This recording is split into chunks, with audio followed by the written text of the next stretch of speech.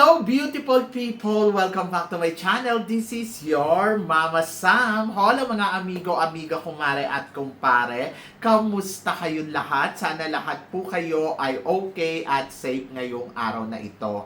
At syempre, kung ako naman ang tatanungin nyo, nakikita naman ninyo ang beauty ng Mama Sam ninyo, fresh overload pa rin, di ba? Ganyan talaga kapag umiinom ka ng maraming vitamin C plus kumakain ka ng maraming banana. Dahil sa banana, mas nakakaloka ang kagandahan ng mamasam ninyo. Charot! So, kamusta naman kayong lahat? Sana lahat kayo ay okay na okay ngayong araw ng Sunday. Have a blessed Sunday sa atin lahat ng bonggang-bongga. At hindi lang yan, syempre, gusto ko rin magpasalamat sa walang sawang tumatangkilik dito sa Mama Sam Vlog, araw-araw, lagi-lagi. Maraming salamat. And then, of course, ayan, sa mga bago nating subscribers, hello po sa inyo lahat. Maraming salamat, guys, sa pag-subscribe ninyo, syempre, dito sa channel ko. At syempre, sa lahat naman ng makamamasam dyan na laging tumututok dito, maraming salamat, guys, sa inyong lahat. So, yun. So, dapat magpasalamat tayo kasi kung wala naman kayo, wala din ako. At maraming salamat, na appreciate ko. Grabe ang support ang binibigay ninyo sa akin. Ayan! Kaya naman ngayong araw na to, grabe din ang chika natin. So, ayan nga. So, kamusta naman daw ang first ever MGI All-Stars? Siyempre maganda yung pageant at talagang masasabi ko, iba talaga ang MGI, di ba? So, bongga yung ipinakita nila sa atin. Pasabog, winner, ang eksena, at talaga namang masasabi ko, hindi nila tayo binigo. Sino ang hindi nagkagusto sa kanilang production, di ba?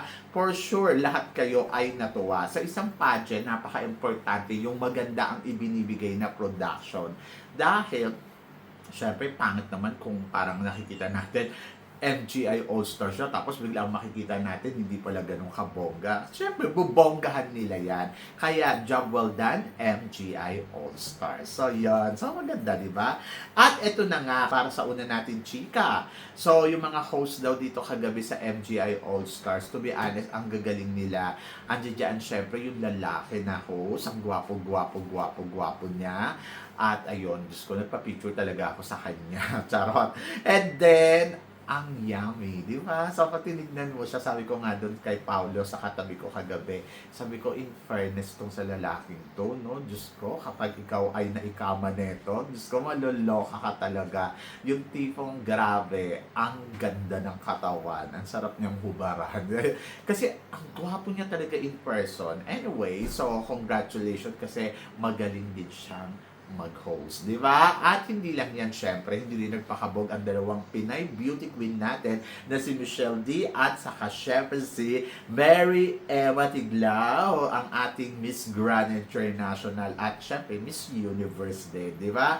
So, ang galing nila at panalo ang blending nilang tatlo. Wala akong masabi. So, eto nga may nagsasabi, may nabasa ako, nakabog daw ni Emma si Michelle. Ano ba? Oo, iba si Emma, iba si Michelle. Kumbaga si Emma, alam naman natin na energetic, tapos alam mo yon si Emma ay host talaga siya every morning, di ba? Sa newscaster, sa madaling salita. Natural, di ba? Magaling talaga siya. At syempre, si Michelle D, hindi mo rin matatawaran yung galing. Kumbaga, parang magkaiba kasi yung personality nila. Kaya, parang ayun, nakikita ninyo yung comparison. Pero kung tingnan mo, parehas silang magaling, parehas nilang naitawid ang show at job well done sa kanilang dalawa. Diba? Tatlo pala. Sama na natin yung lalaki. Oho. So, sana next year sila uli. Charot. At ayun, para sa sumunod natin, chika, eto nga, Diyos ko, pag-usapan natin yung mga candidates natin dito sa MGI All-Star. Siyempre, Alexa, Kaylin, Imelda hindi nakapasok sa semifinal. Samantala naman si Fuchsia at saka siyempre, etong si Gasini Ganados ay lumusot sa semifinals. Anong chika mo dito, Mama Sam? Siyempre, una sa lahat, congratulations sa 5 nating pambato na sobrang talagang nakita naman natin in fairness sa kanila, inilaban nila. Hindi yung masasabi mo na wala naman silang ginawa. Lahat talaga, tinry nila yung best nila. At happy ako. Job well done, Philippines. And kay Imelda, kay Kaylin at saka dito syempre kay Alexa. Hindi man sila napasama doon sa semifinals, pero ang masasabi ko ay saludo ako sa kanilang performance, saludo ako sa ipinakita nilang galing, at wala naman talagang tapon sa mga girls na to. Kumbaga para sa akin, panalo sila sa puso ko. Sobrang galing ng ipinakita nilang performance. Ay kung po pwede nga lang talaga lahat sila ay pumasok, ay bakit naman hindi? Pero wala tayong magagawa. This is a competition. So dapat natin maintindihan yon. Pwedeng yes, swerte ka, makarating ka sa dulo. Pwede din namang hindi. Katulad sa mga nangyari kay Kaylin at kay Imelda at kay Alexia. Pero ang hindi ibig sabihin nito, kaya hindi sila nakarating dahil hindi na sila magaling. Hindi sila nakarating dahil sa sobrang dami ng magagaling din naman talagang kandidata dito sa MGI All-Stars. But for our candidates, talagang masasabi ko, job well done. Diba? So, yun. So, mabuhay kayo. And then, syempre si Pusha at saka itong si Gasini. Syempre, happy ako dahil dalawang pambato natin ang nakarating sa dulo ng kompetisyon. At masasabi ko naman na talagang in fairness naman sa dalawang to, saka sa mga sumusuporta sa kanila, sobrang thank you. Diba? So, thank you sa pagmamahal. Thank you sa hindi ninyo pinabayaan ang laban nila. Kasi ang laki ng, part ng boat Diba? So, yon. So, masasabi ko na talagang I am grateful na nakita ko sila na talagang inilaban nila ang Pilipinas sa entablado ng MGI All-Stars. Especially po siya, diba? Na talagang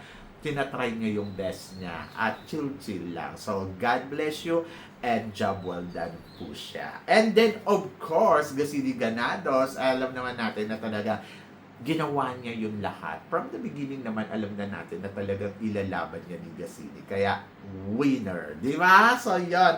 Mabuhay ang MGI All-Stars. So, yon. At para sa sumunod na chika, eto nga, ano naman daw ang masasabi ko, nakarating sa dulo ng laban ang pambato ng Vietnam na isang transgender.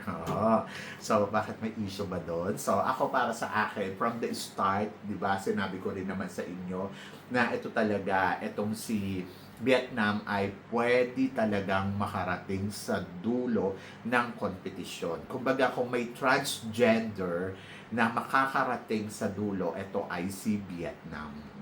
Si Vietnam kasi alam mo yun, yung makinarya niya, gagalaw at gagalaw. Sa totoo lang, kung wala naman tong makinarya, hindi rin naman to makakaabot sa dulo. Kumbaga parang hanggang dyan lang yan sa hanggang dyan lang yan sa, tawag dito, sa baka top 18, top 10, ganon. Pero dahil may makinarya siya, malakas, magaling, kasama kasi yun kasama yun sa competition. Kumbaga parang, dapat pag lumaban ka dito sa MGI All-Stars, alam mo kung ano ang mechanic ng game. At dapat aware ka na may botohan. So, dapat, bago ka palang lumaban, kung may plano kang lumaban, ay isaksak mo na sa ulo mo na mas malaki yung porsyento na kailangan ko ng tulong talaga pagdating sa botohan. Di ba? So, yun. And then, parang feeling ko, kaya, di ba? So, yun. So, kaya nga kasi meron siyang makinarya na ilalaban at malakas. Kaya, ayun. Kung sasali ka sa MGI All-Stars, dapat alam mo yung diskarte na meron ka talagang isusugal dito na bonggang-bongga. Dahil kung wala at kung ganda lang, matatalo ka talaga. Kasi hindi lang ang judges ang magdidesisyon, kundi kung buong sambayanan din, di ba? So maganda yung naging format. At so congratulations syempre kay Vietnam, at nakita naman natin na lumaban din talaga from the start until end. Kumbaga, deserve niya yung posisyon na nakuha niya. Kala ko nga magta-title pa So yon, deserve niya. At parang feeling ko, job well done. Kasi talaga namang binonggahan niya, di ba? So, yun. So, kailangan paglalaban ka, dapat bonggahan mo. Hindi pwede yung sapat lang. Ganon. And then, para sa sumunod natin, chika, 3 transgender from the Miss International Queen title holder nakapasok sa All-Stars. Yes, I'm so happy dahil nabigyan ng justice yung laban nila dito kasi they are queen, di ba? So kahit si Pushak sabihin natin naging top 18 lang, not bad kasi ang hirap. Sa totoo lang yung lahat ng pumasok dito sa top 18, sobrang ang sikip at ang gaganda. May mga naiwan pa nga, di ba? So yon. So ako para sa akin, hindi madali ang labanan na to at napakaswerte nila kasi syempre mga queen sila at ayan nakarating silang lahat sa top 18. And then masasabi ko naman, deserve naman nila yon kasi mga reyna sila at ginawa nila yung mga magagawa nila. Pero syempre sa mga reyna, si Vietnam talaga ang masasabi ko, bongga, di ba? So yon. So kanya-kanyang diskarte, kanya-kanyang laro, kanya-kanyang laban. Ang importante ay nabigyan sila ng justice. Kasi kung doon niya sa ibang pageant, isasali lang sila, pero hindi sila pwedeng manalo o makarating sa dulo ng competition. At na-experience natin yun para sa kanila. So ngayon, happy ako sa kanila dahil ayun nga, job well done. Oho. So, winner. Ganon. Nakakaloka, diba? So, yun. So, winner na winner talaga. At para naman sa sumunod na chika, eto nga, ano naman daw ang masasabi ko? Sa lupit ni Lupita Jones, magbigay ng score para sa ating pambato na si Gasini Ganados. So, anong chika mo dito, Mama Sam? To be honest, wala. Hindi ko mabiblame si Lupita dahil ayun yung desisyon niya. Kailangan ba matuwa tayo pag binibigyan tayo ng mataas na score? Of course, yes. Pero kapag mababa na yung score na ibibigay, kailangan galit tayo. So, desisyon niya yon, respetohin natin kasi ayun yung opinion niya. Pero, ang tanong ko sa inyo, kahit ba nagbigay siya ng mababang score or hindi niya nakikita si Gasini na parang wow, wow, wow, wow, kailangan ba tayo maapektuhan doon? Naka-apekto ba to sa laban ni Gasini? Di ba hindi din naman? Kaya nga binigyan ng power ang audience para sa ilaban ninyo. Ako sa totoo lang, naintindihan ko yung mechanic ng game. Dahil ang mga hurado, nakaupo sila dyan para husgahan yung mga nakikita nila. Pero may depensa ang social media para maipanalo ng kandidata yung laban niya. Like example, sampulan ko kayo, si Thailand, binigyan nila ng perfect score. At si Colombia, medyo mababa ang score ang nakuha niya during evening gown. Kung tutuusin, kung sa hurado, hindi napasok si Colombia, di ba? So, si Colombia parang talagang tagilid. Pero dahil sa tulong ng power ng voting, nakapalusot pa rin si Colombia. So, yun yung maganda doon sa sistema. Kaya kahit bigyan pa natin na mababang score o nakita natin ang baba naman magbigay ng score ni Lupita dito kay Gasini. Pero pagdating naman sa result, pumasok pa din. Kumbaga, sorry. Hindi mo mahadlangan ang laban ko dahil naniniwala sa akin ang sambayan ng Pilipino. Ayun yung logic doon sa pageant na yun. At yun ang bongga, di ba? So talagang fair yung labanan. Ibaksak mo ko, sisiguraduhin kong lulusot at lulusot pa din ako. So yun, ganon. Pero syempre, kailangan malakas talaga yung mechanic ng ano mo, yung malakas talaga yung makinarya mo, di ba? Kasi kung mahina ang makinarya mo, wala talaga justice yung laban mo dito. Kaya kailangan may makinarya ka, may performance ka. Ayun ang star, di ba? Kaya nga tinawag siyang star Kasi kumbaga para lahat ng tao mahal siya, lahat ng tao susuportahan siya because she's the star. Ngayon, kapag merong basher, di ba? So, wala siyang magagawa kasi marami pa rin sumusuporta sa kanya. Ganun lang yung kasimple. At naiintindihan ko kung ano ang side ni Lupita, kung ano naman ang side ng audience. So, yon. So, kumbaga parang nanalo pa rin naman si Gasini sa top 5, di ba? So, yan. At para naman sa sumunod na chika, sabing ganon, ano daw ang masasabi ko sa sagutan ni Gasini Ganados dito sa Final 5? To be honest, kung ako, ang tingin ko ay parang maganda naman. Sa totoo lang, ganda ng opening niya Tapos pagdating lang sa dulo, medyo parang hindi niya nabaksak yung tamang kumbaga parang para mapa-impress pa yung mga hurado. Ayun lang yon. Kumbaga parang nasagot naman niya from the beginning, so ang ganda ng enter, kaya lang yung sa kalagitnaan na parang lumihis. And then parang, ano nangyari? O, ganon. Mapapa-question ka ng ganon. Pero ang total suma naman, pagdating sa mga hurado, ay kung tutuusin ko walang botohan, nasa top 3 si Gasini Ganados. Papasok at papasok siya sa top 3. Yes. Kaya lang, ang problema ay hindi na ipalo sa boto ng todo. Kumbaga parang konting-konti na lang maipapalo. Alam niyo sa totoo lang, kung naipalo yan ng todo sa botohan, I think ang papasok ay si ano ba? Kung naipalo pa ha, baka si ano to, ayun na nga, si Ghana, Colombia, and Philippines. Ganun yung mangyari. Malalaglag dyan yung dalawa. So yon. Si Czech Republic, sa totoo lang, siya yung isa sa mga pinakamagandang sumagot. Kaya lang, ayun, mahina yung makinarya niya. So, ayun, na-ending siya sa top 5. Like Gasini Ganados. Kumbaga parang kay Gasini naman, hindi naman mahina yung yung makinarya niya Kumbaga parang naubusan tayo ng push. Nung parang push pa more. Yun, naubusan tayo doon. Pero kung ito ay na-push pa ng todo-todo, papasok si Gasini sa top 3 at baka malaglag hindi ko alam kung malalaglag si Colombia or si Vietnam. Ganon! But job well done, Gasini, dahil winner na winner naman at masasabi ko na talagang iba ang galing ng isang Gasini Ganados at yung suporta ng sambayanan. Kaya kung meron tayong papasalamatan dito, yung sambayanan na talagang nagmamahal sa mundo ng pageantry, yung tipong gagawin natin ang lahat para masuportahan ang ating queens. Di ba? So, yan. Ang galing, ang galing. Sobrang natuwa ako doon. At para naman sa sumunod na chika, eto nga. So, ngayon, ano naman daw ang masasabi ko sa bagong winner ng MGI All-Stars? Sa winner ng MGI All-Stars, to be honest, kung ako tatanungin mo pag-uusapan natin yung business side, I think it's Vietnam.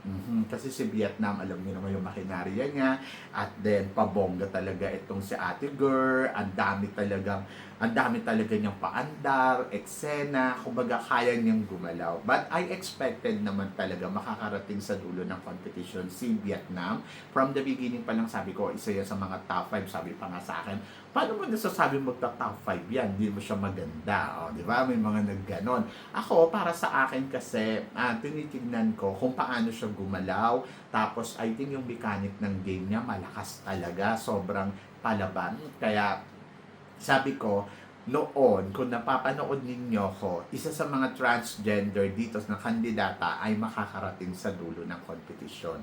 From the beginning pa lang, bago pa lang mag-start ang pageant, I think Vietnam will be the enter talaga dito sa top 5 ng competition. So, yon. Kaya, ayun yung nangyari. Kasi yung makinaryo niyo yung iisipin mo narinig mo na may botohan. Di sasabihin mo talaga na, lalaban to. And then, pagdating naman syempre kay Ghana, magaling siya pagdating sa comm skills. Sa totoo lang, wala tayong pag-uusapan in terms of comm skills.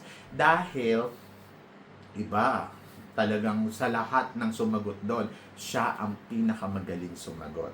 But the decision ay napunta dito kay Colombia. Kung saan naman syempre they need stars, hindi lang naman to na parang ang pag-uusapan natin ay dapat ba malakas ka sa botohan?